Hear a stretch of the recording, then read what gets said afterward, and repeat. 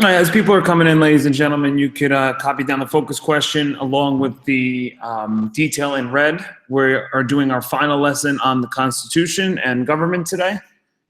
Our final lesson in Unit 1 before we study for our quiz tomorrow, our test, which is on Monday. We will take tomorrow pretty much the whole period to study for. So copy this down while people come in, and I'll start in a minute or two.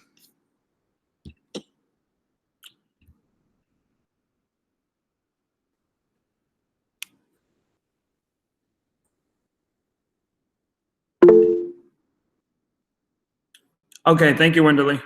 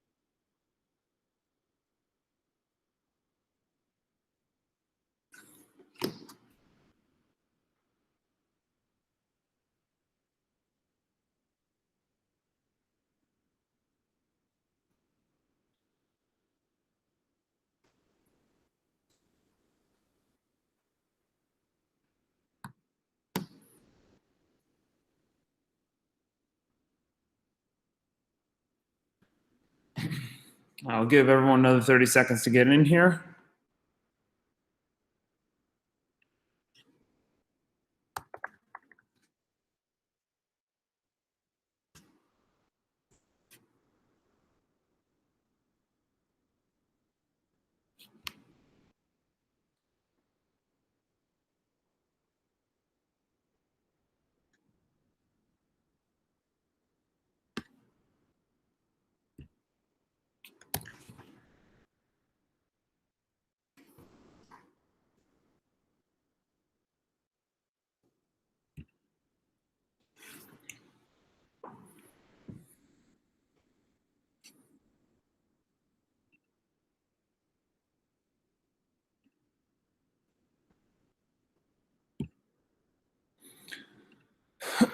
Okay, ladies and gentlemen, so let's get started. At this point, we've pretty much gone into at least good enough detail for me to be happy, for you to have enough information for the Regents exam.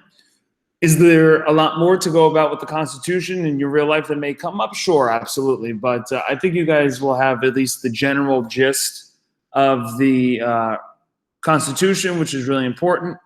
But we do want to go over just some final details for today. What are the final details from the Constitution? Do we need to know? I should put that, change this here, actually. That we need to know. What are the final details from the Constitution that we need to know? All right. So what are the final details that we need to know? Okay. At this point, I've already kind of mentioned this idea of what's called habeas corpus. This is something that we kind of got from the English Bill of Rights, and we're going to put it into the Constitution directly, specifically Article 1 of our Constitution. Okay. And really interestingly, they're going to actually say something about habeas corpus. So they're going to say that, pretty much everyone has a right to, if you're not charged with a crime, you don't have to be held in jail. You can't be held by police if you're not charged by a crime.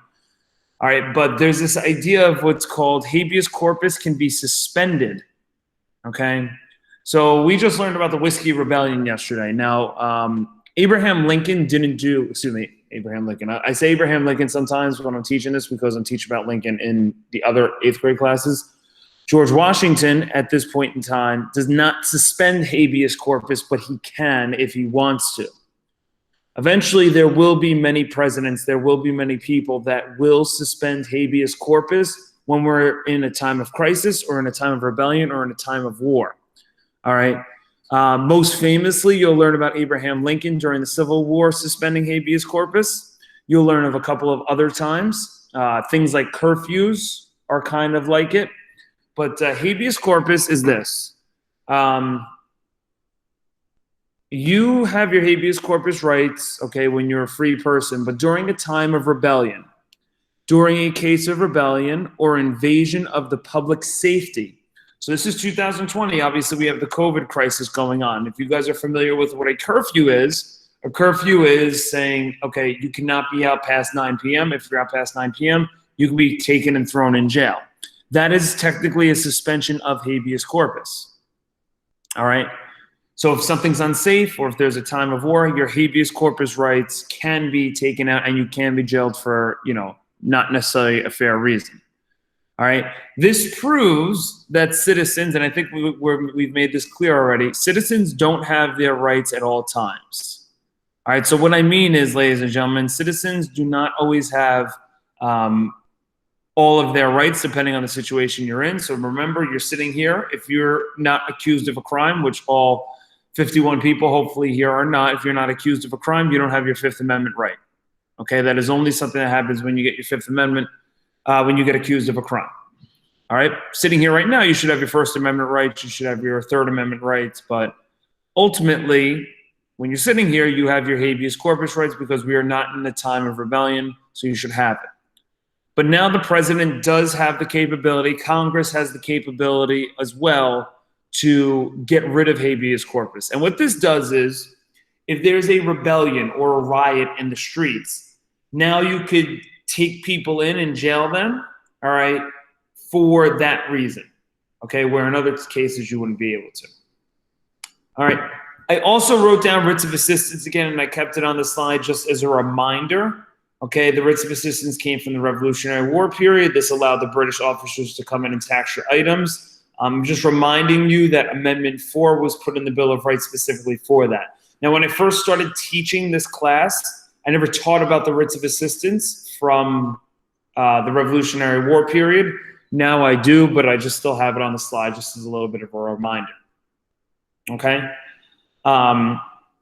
We're just going to do the first Regents question at the top so you guys could blast it in the chat when you guys see the answer, which is going to be at the top of the screen. Just the one at the top. So they're going to give the same mention of what's written in the Constitution, Article 1 from the U.S. Constitution. The privilege of the writ of habeas corpus shall not be suspended unless when in cases of rebellion or invasion to the public safety. This clause of the Constitution expresses the idea that what?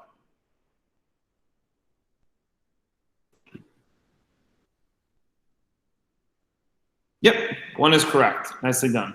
Civil liberties are not absolute. You do not have them at all times. You have a majority of the time.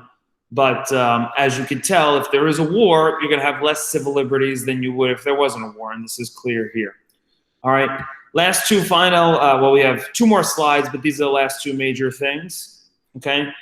Something is known as the unwritten Constitution. Now, there's no fancy way for me to really teach this other than you kind of just have to remember these three things.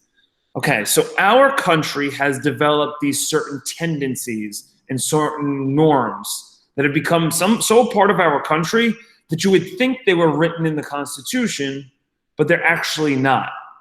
All right, but they're so a part of our society that they've actually just become a part of our society and be a part of our government without it actually being written in the Constitution.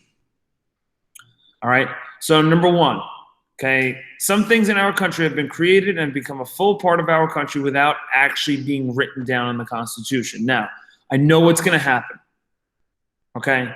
You're going to probably get the elastic clause, which allows for flexibility for things to be added to our Constitution, okay, like purchasing land, okay, like health care, okay? and then the unwritten Constitution. The unwritten Constitution are just 3 or 4 examples, and we're really just going to know these 3, of government norms that have been placed in our country, even though they're not written in the Constitution. So the first example is political parties.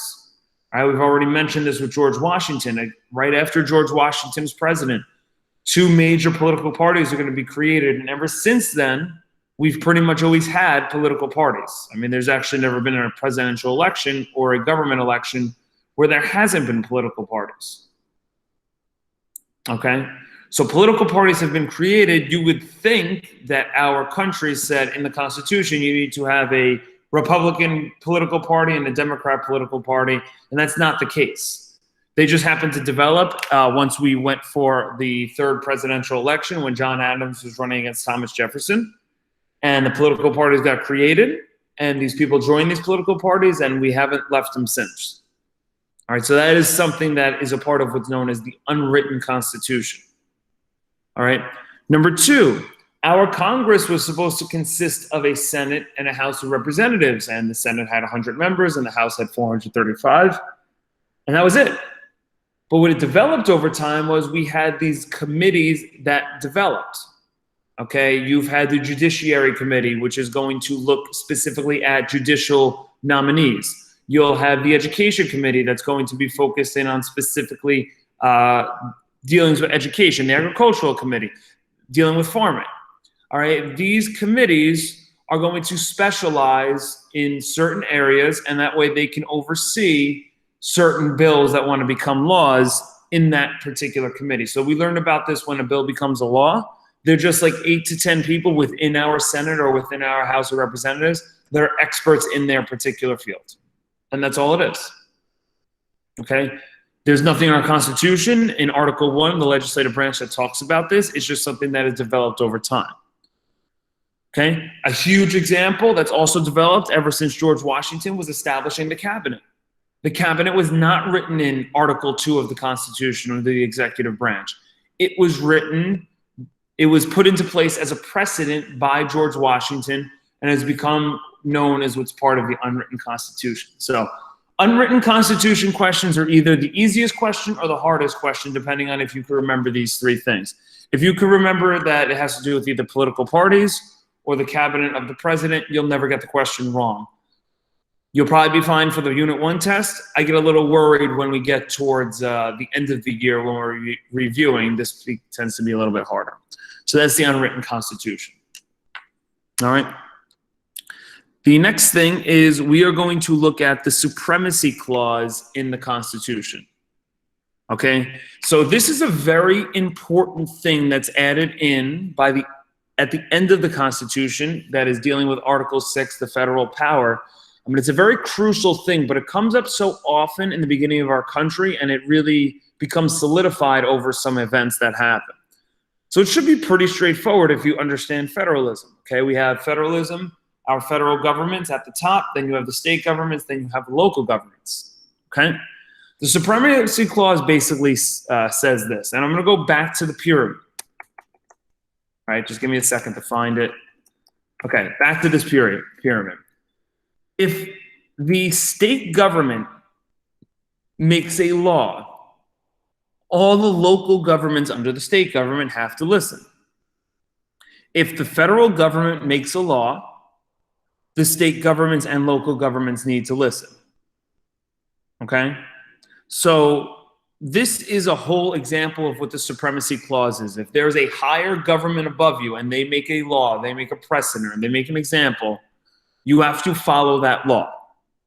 The state government can't just say, or the real term is nullify, a law that the federal government makes. And we'll see examples of this a lot in American history, especially early on, because you'll see a lot of state governments try and just ignore this clause and do their own thing. And it leads to some problems. Okay?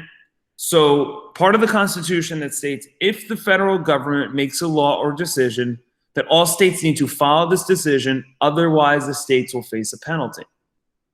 Okay? And you'll see this under the John Adams presidency, for example. This comes up a lot. You'll see this under Thomas Jefferson's presidency. This comes up a lot. You'll see this with some early Supreme Court cases. This comes up a lot. all right, where the state government isn't necessarily going to love a law, okay, but they have to follow it. Two great examples that kind of deal with New York. Early on in Trump's presidency, there was this controversial travel ban that essentially stopped travel from certain countries around the world. Very controversial, okay? And you weren't allowed to come if you were from certain countries. This was a very controversial thing early on. I believe our Mayor de Blasio, said, we're not going to listen to Trump's travel ban. If you're from these countries, you're welcome to come to New York. And I was like, that's a nice thing to say, I guess, but that's not constitutionally legal. Okay, if there's a federal policy, the city of New York needs to listen. Another good example dealing with Mayor de Blasio, he essentially, when the COVID stuff broke out, was very resistant to closing the schools. And he wasn't going to really close the schools until the governor of New York came in, Andrew Cuomo, who is the state government leader, kind of came in and said, no, we're definitely closing the schools. Okay, so the cities have to listen to the states have to listen to the federal government. That's basically how our supremacy clause breaks down. And that should make sense, okay? If I'm a teacher and I come up with a rule and that goes against what Mr. Martinez wants, we have to go with Mr. Martinez wants. He's the guy that's on top of the school. The federal government's on top of the country, all right? Any questions with that before we do some practice Regents questions? Okay. Let's do this here. So what time have you seen? 9:53. Okay, perfect. All right. Which headline illustrates the use of the unwritten Constitution? So now you got to go back and look at the three things, and which one is the best answer? I'll answer that in a second, Nicia. That's a great question. But what do we think for this first question here? 1, 2, 3, or 4? Excellent. 1. Very nicely done. I hear you. The next question, an example of the unwritten Constitution in the United States is the what?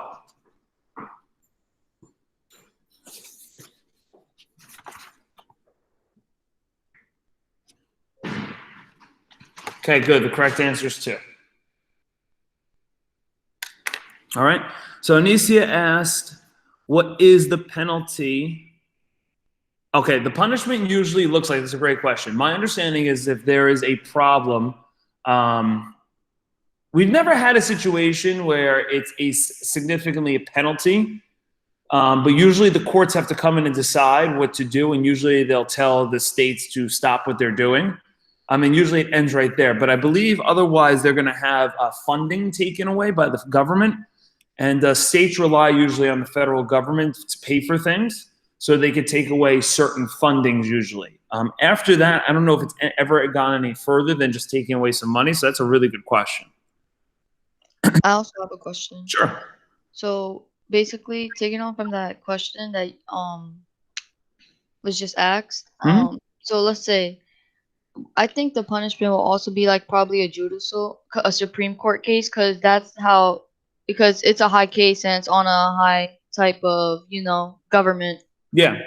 So if it was like a high type of government, like a governor, for example, it could lead to a judicial branch case. Yes, and you are correct. And you'll see that early on in American history where the states had an issue with the federal law. Just to throw a term out you'll learn in a couple of weeks is a Supreme Court case named McCulloch versus Maryland, where that's exactly what happens. Maryland had a problem with the federal law. They weren't paying attention to the federal law, and they literally went to the Supreme Court to decide it. So you are 100% correct. That is how it breaks down. All right.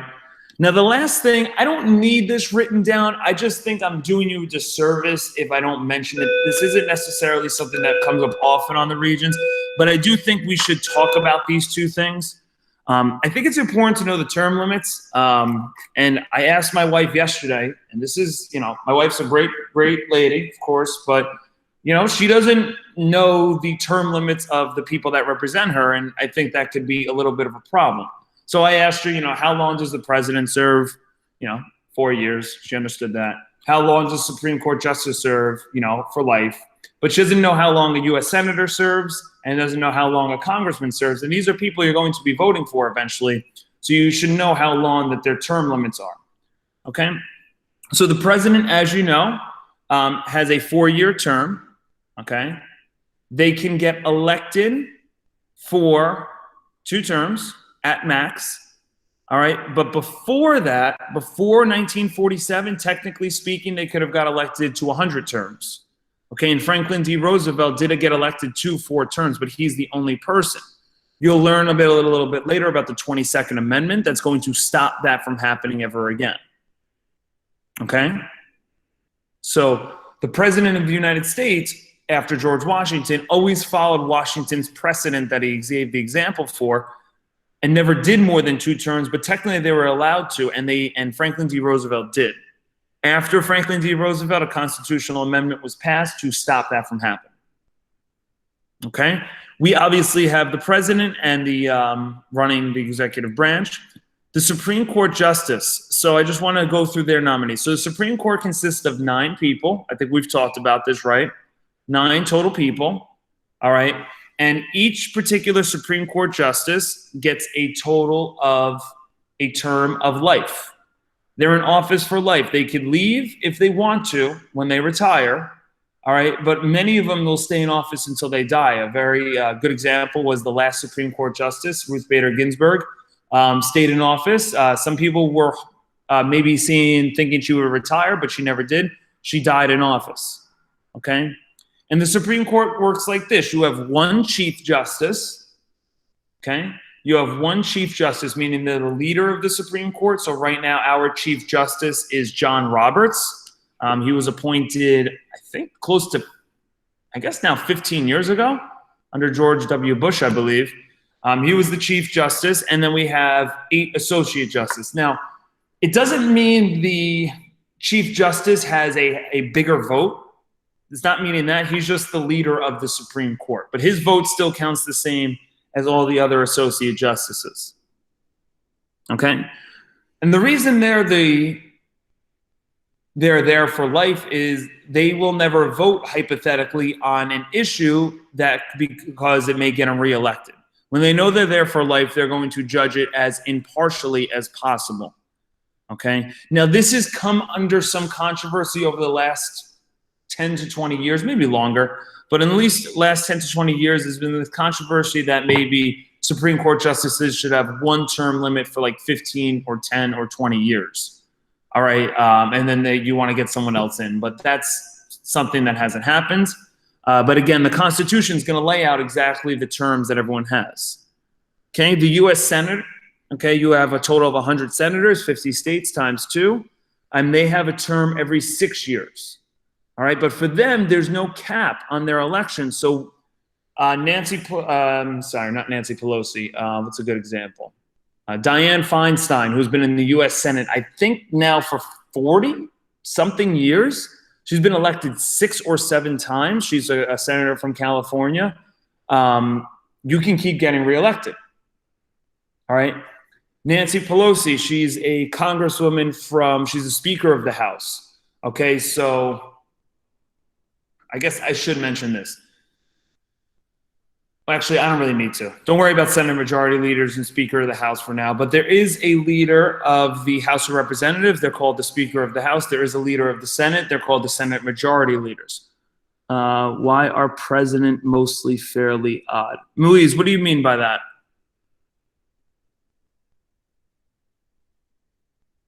Because they have to be 36 to be elected. Oh, old. Why did I read it as odd? What is wrong with me? Yeah, they have to be 36 to be elected. That's number 1. Generally, the older you are, the wiser you are. That could be as one of the reasons. Maybe people are more, you need to gain a lot of experience usually. I mean, Donald Trump's a little bit of a weird example because he wasn't in office for a long time. Same thing with Barack Obama. He wasn't really in political office for a long time. But usually before that, you have people that were in political office for a longer period of time, so they gain a lot more trust and notoriety. So that's an interesting thing. You also have to be a United States citizen from birth, or that's true, or you have to be living in the country for, I think it's 15 years, a citizen for 15 years. Wait, Theodore Roosevelt was the one who served the most the most terms in the office, right? No, Franklin D. Roosevelt, his 5th. Yeah. Cousin. Yeah, the other one. We'll learn about both of them. All right. So the Supreme Court, okay, you have 1 Chief Justice. Okay, you have 1 Chief Justice. All right. So there are 435 congressmen, essentially, and there's going to be terms every 2 years in the House of Representatives. So they have elections a lot. Nancy Pelosi, the Speaker of the House, she's been elected over 15 times. She's been in the House of Representatives forever, maybe even more. And the whole idea was, since you're directly representing your people in your district, you should constantly be held accountable. So their elections are every 2 years. So what you'll notice is elections in the even years, 2018, 2020, 2022, are generally the bigger elections because you have senators, people in our House of Representatives, and our presidents being elected. Okay. So now what we're going to do is this. I'm going to leave you with a little bit of a assignment that you can work on while the video is playing. I don't really need you to fully pay attention to the video, but what I'm going to do is I'm going to go to the Google Classroom, okay? And then on the Google Classroom, you're going to go through one of my favorite assignments, okay? I'll post the answer key tomorrow, but you're going to do the best you can with this. All right, so what I shared was a document that says, is it the Declaration of Independence or the Constitution? You will constantly get these confused. When you leave this class, you'll probably still get these confused, okay? This is another one. I love doing this, you know, these type of things with my wife. I'm sure she probably hates it, but I give her things like this because she's a normal, everyday citizen who isn't so entranced with government, you know, and she'll get things from the Declaration of Independence and the Constitution confused, all right? There are some overlapping details, but basically I put out a statement or a quote, and you got to tell me if it's from the Declaration of Independence, if it's the Constitution, or both, okay? So this is just something we're going to start, and then while the video plays, if you find something you think you know the answer to, then you could write it, okay? But we'll do like the first two together. Which one was America's framework for government that establishes 3 branches of government? Was that the Declaration of Independence? Was that the Constitution, or was that both? Which one is it? Which one is it? Excellent, Constitution. So I'm just going to be very easy. I'll just throw a little X in the box. All right. What is the document that broke America apart from Great Britain and claimed American independence? Declaration of Independence, Constitution, or both? Ooh, Gentiana coming with the DOI. I love that. Okay, excellent. Okay. Built upon Enlightenment ideas from John Locke and Baron de Montesquieu. Which document did we get these from the Enlightenment ideas? The Declaration of Independence, the Constitution, or both? Both. Excellent. Okay. So you're just going to do the rest of these. Okay. I guarantee there'll be a question or two on your test on Monday that says, in what ways are the Declaration of Independence and Constitution similar? Okay. And you're trying to get a sense of that. So while the video's playing, you could work on this. There's 18 of them. They get a little bit harder as time goes on. And I'll throw out the answer key for this tomorrow. Okay. We'll go over it quickly. However, what we're going to do is we won't get through the entire video, but this is what's called a crash course U.S. history video. So if you were someone that needed to learn, 9 months of U.S. history in a couple of days, you would watch videos like this. So we're going to summarize the last 2 or 3 weeks of social studies class, the Articles of Confederation, the Constitutional Convention, and the Constitution. You know the book, The Fault in Our Stars. There's an author, John Green. He is the guy that is the narrator of this. He does a pretty good job, and he's actually pretty good with U.S. history. As the video is going on, what are 5 new things you learned from this crash course U.S. history video? Again, we won't get through all of it, but I think we'll get through at least most of it. So let's go and play this video. This is officially a little bit of review. All right, and we'll go from there. Why am I searching this up when I literally have it right here? Okay. So let me go to the ad. Hold on. That was a quick ad. Hi, nice. I'm John Green. This is okay. So I'm gonna share this tab. I'll mute myself as the video is playing. Try and get 5 new things you learn from this video as they come up.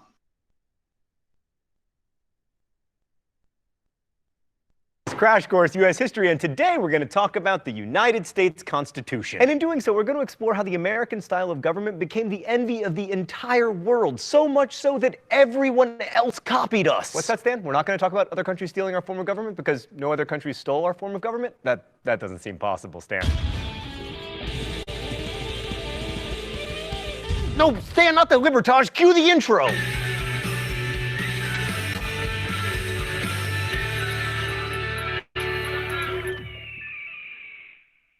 So today we're going to learn why the green areas of not America didn't copy us. All right, so as Americans may dimly remember from history classes, the constitutional system we've been living under since 1788, the year of the first presidential election, was not the original American government. The first government set up by the Continental Congress was called the Articles of Confederation, and it was, in a word, bad. In 2 words, it was not good, which is why it only lasted 10 years. The problem with the Confederation is that it wasn't so much a framework for a national government as it was a firm league of friendship, which unfortunately only sounds like a team of Care Bear superheroes. The Articles set up a government that consisted of a one-house body of delegates, with each state having a single vote, who, acting collectively, could make decisions on certain issues that affected all the states. There was no president and no judiciary. You can try to tell me that John Hanson, the president of the Congress, was the first American president, but it's just not true. Any decision required 9 of the 13 congressional votes, which pretty much guaranteed that no decisions would ever be made. Ah, supermajorities, always so efficient. But besides the 2/3 requirement, the Congress was very limited in what it could actually do. The government could declare war, conduct foreign affairs, and make treaties. Basically the stuff you need to do to go to war with England. It could coin money, but it couldn't collect taxes. That was left to the states. So if you needed money to, say, go to war with Britain, you had to ask the states politely. The Articles could be amended, but that required a unanimous vote, so 0 amendments were ever passed. The government was deliberately weak, which followed logically from Americans' fear of tyrannical governments taxing them and quartering soldiers in their houses and so on. But here's the thing, weak government is like non-alcoholic beer. It's useless. That said, the Articles government did accomplish a couple things. First, it won the war, so yay! Unless you were a slave or a Native American, in which case, you know,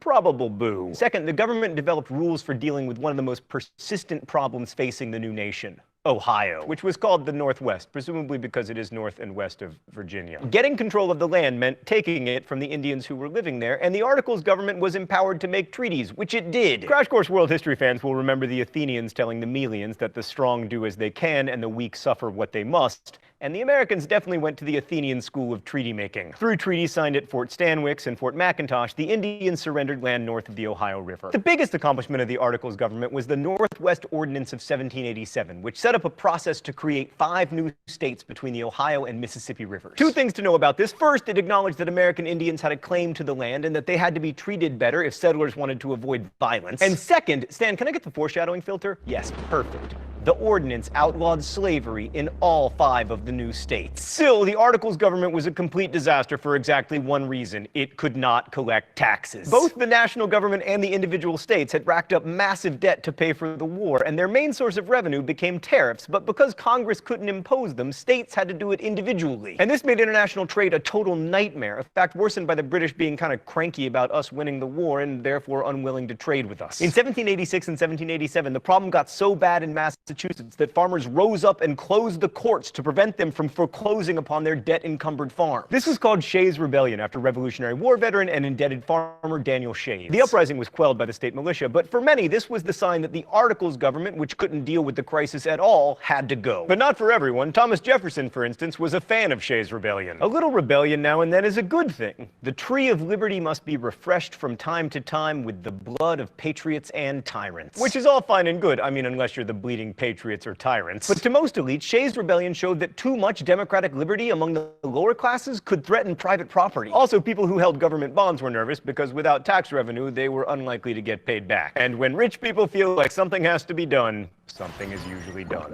Let's go to the thought bubble. The first attempt to do something was a meeting in Annapolis in 1786 aimed at better regulating international trade. Only 6 states sent delegates, but they agreed to meet the next year in Philadelphia to revise the Articles of Confederation.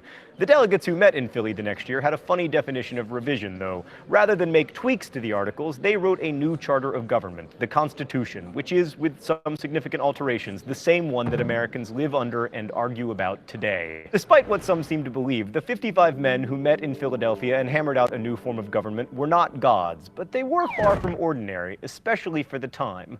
Most were wealthy, some very much so. More than half had college educations, which was super rare since 0.001% of Americans attended college at the time. About 40% had served in the army during the war. But one thing they all shared was a desire for a stronger national government. The delegates agreed on many things. The government should have executive, legislative, and judicial branches and should be Republican with representatives rather than direct democracy. But the devil appeared in the details. Alexander Hamilton, probably the biggest proponent of very strong government, wanted the president and Senate to serve life terms, for example. That idea went nowhere because the overarching concern of almost all the delegates was to create a government that would protect against both tyranny by the government itself and tyranny by the people.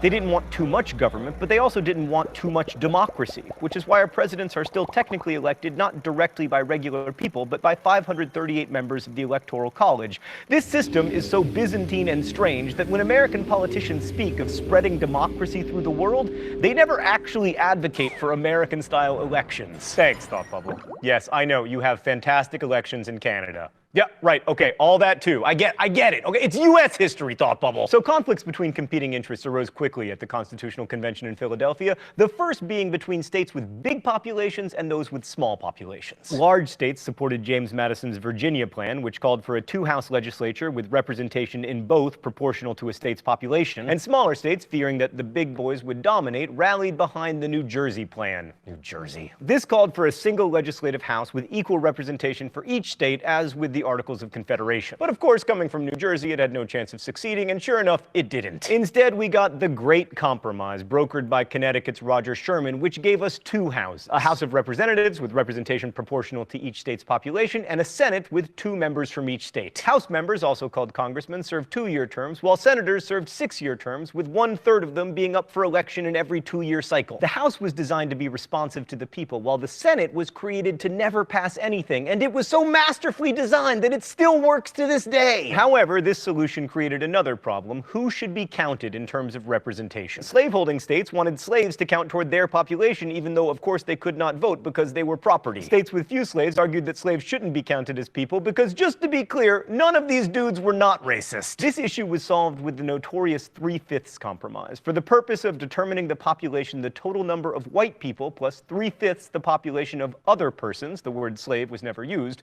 would be the basis for the calculation. So, yeah, that's still in the Constitution. The Constitution also contains a fugitive slave clause requiring any escaped slave to be returned to their master. And this meant that a slave couldn't escape slavery by moving to a state where slavery was outlawed, which meant that on some level, some states couldn't enforce their own laws. Spoiler alert, this becomes problematic. But except for the tyranny of slavery, the framers really hated tyranny. To avoid tyranny of the government, the Constitution embraced 2 principles: separation of powers and federalism. The government was divided into 3 branches: legislative, executive, and judiciary. And the Constitution incorporated checks and balances. Each branch can check the power of the others. The legislature can make laws, but the president can veto those laws. The judiciary can declare laws void too, but that's a power they had to grant themselves. You won't find it in the Constitution, I promise. You can look for it. And federalism is the idea that governmental authority rests both in the national and the state governments. As an American, I am a citizen both of the United States and of the state of Indiana. And the national government, the one set up by the Constitution, is supposed to be limited in scope to certain enumerated powers. Most other powers, especially the protection of health, safety, and morals, are left to the states. But the Constitution also seeks to protect against the radicalism that too much democracy can bring. The mostly rich framers worried that the people, many of whom were poor and indebted, might vote in congresspeople or, God forbid, a president in favor of, like, redistribution of property. To hedge against this, senators were elected by the states, usually by state legislatures, and they were supposed to be like leading citizen types. You know, the kind of good Americans who take bribes and have adulterous affairs in airport bathrooms and patronize prostitutes and shoot Alexander Hamilton. Anyway, the other hedge against too much democracy is the aforementioned Electoral College, which many Americans hate because it has the potential to elect a president who did not win the popular vote. But that's kind of the point. The electors were supposed to be prominent, educated men of property who were better able to elect a president than, like, the rabble. But the Constitution of the United States is a really impressive document, especially when you consider its longevity. I mean, as Crash Course World History fans will remember, the nation-state is pretty new on the historical scene, and the United States established by the Constitution is actually one of the oldest ones. But the Constitution would be meaningless if it hadn't been ratified, which it was, but not without a fight that helped clarify America's political ideology. 9 out of the 13 states were